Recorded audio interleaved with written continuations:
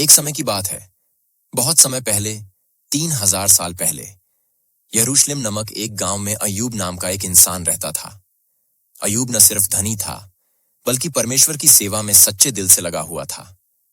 सुबह उठते ही वह अपने खेतों में हाथ जोड़कर खड़ा हो जाता, ईश्वर का धन्यवाद करता और प्रार्थना करता। उसके खेत खलिहान, गाय भैंस, ऊंट और बैल सब बहुतायत में थे। उसकी एक बड़ी सी हवेली थी, जहां हमेशा खुशियां रही थीं। गांव वाले उसे प्यार से धर्मात्मा अय्यूब कहते थे, क्योंकि उसके चेहरे पर सच्चाई की मुस्कान और हाथों में दुआ की लंबी रवायत थी। वह लोगों की मदद करने में हमेशा तत्पर रहता था। एक बार एक गरीब आदमी गांव आया। अय्यूब ने उसे बुलाया, खूब हरी भरी दाल रोटी खिलाई और अपने प्रिय ऊंट को भी शहर भेज दिया। अय्यूब हमेशा कहता था, जो कुछ भी भगवान ने हमें दिया है, वह हम सबके लिए है। उसकी विनम्रता और उदारता के चर्चे चारों ओर हो चुके थे, लेकिन वह कभी किसी चीज का घमंड नहीं करता था। उसके खेत खलिहान हर दिन सजीव रहते, खेतों की फसल लहलहा रही, घर के द्वार पर मेहमान की खुशबू आती रहती। लेकिन स्वर्ग में परमेश्वर और शैतान के बीच एक बातचीत चल रही थी। शैतान, जो मनुष्यों की कमजोरियों का शिकार करने वाला है, बोला, हे परमेश्वर, क्या आपने अपने सेवक अय्यूब को देखा?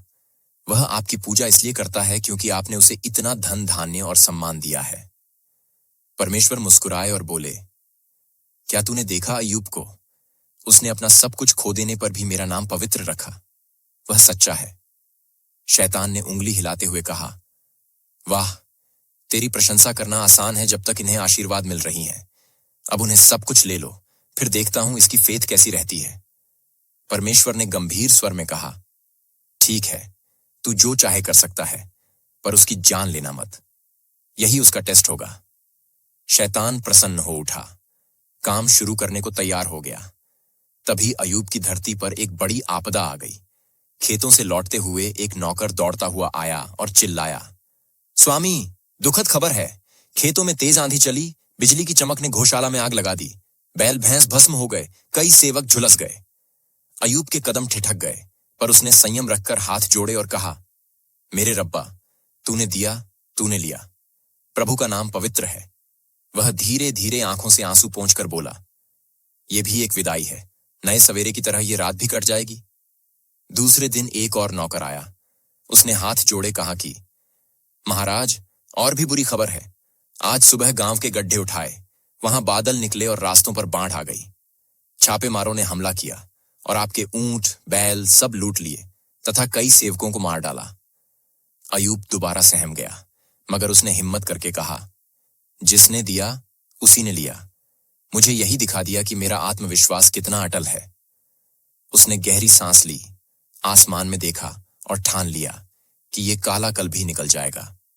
दुख की इस घड़ी में उसकी प्यारी पत्नी ने भी हिम्मत दिखाई। वह गोद में बहते आंसुओं को पोंछते हुए बोली, अब और कितना अय्यूब, हमारी सारी दुनिया उजड़ गई है। ऐसा लगता है जैसे हमारा अपना दिल टूट गया हो, मेरा खून पी गया हो। हमें याद है कि हम रोते रोते कहा करते थे कि अब और कुछ नहीं चाहती, पर मैं नहीं सोच सकती कि इतनी विपत्ति और सहूं।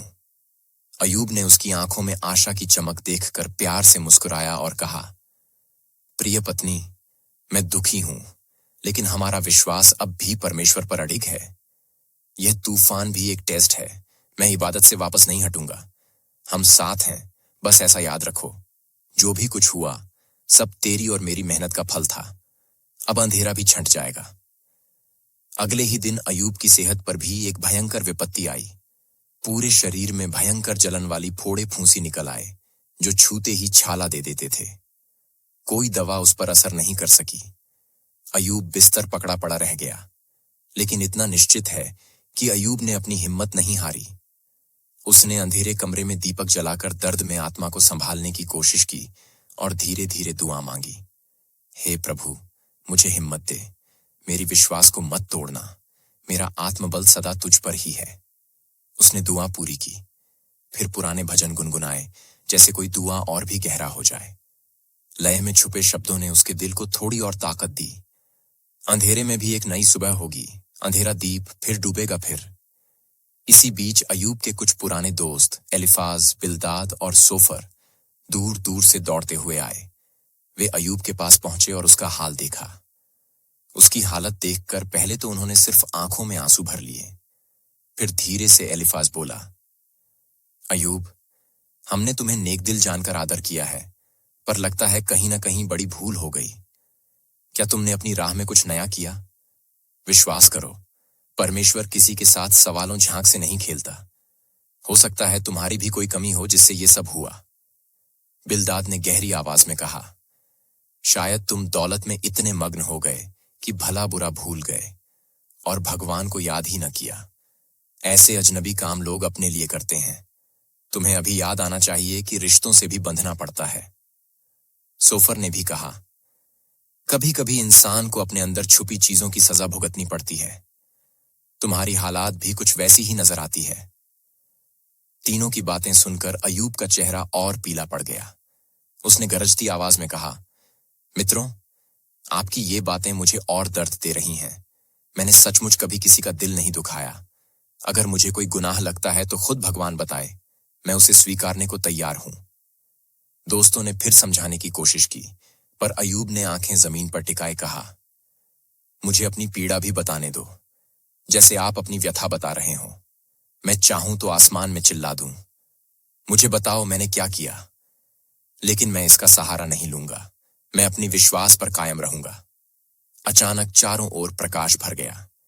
एक ध्वनि ने कहा, ऐ अयूब, तूने अपने दुख को धैर्य से सहा है। तेरा विश्वास अडिग है और तेरी आत्मा ने मुझे प्रसन्न किया है। अब मैं तुझे दोगुनी खुशियां दूंगा।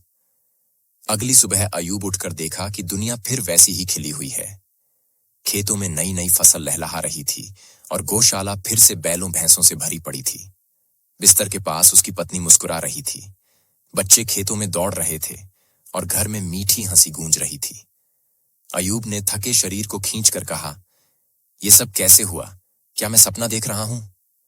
फिर उसकी हंसी पूरे घर में गूंज उठी। उसकी भलाई के लिए ईश्वर ने उसे पहले जैसी संतानें फिर दे दी।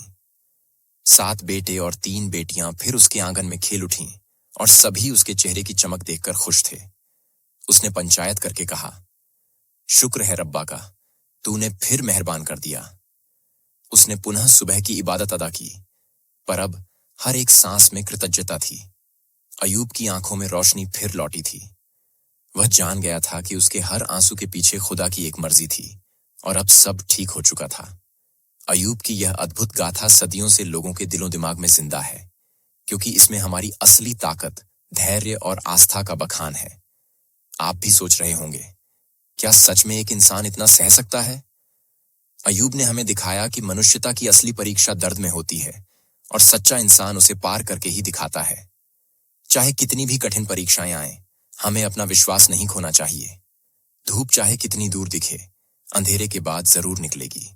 याद रखें, जो गिरकर फिर उठ जाए वही सच्चा विजेता कहलाता है। जब भी जिंदगी में कोई मुश्किल आए, अयूब की तरह मुस्कुरा लेना और कह देना, मैं तैयार हूं। इंसान की असली ताकत उसकी हिम्मत और विश्वास में होती है।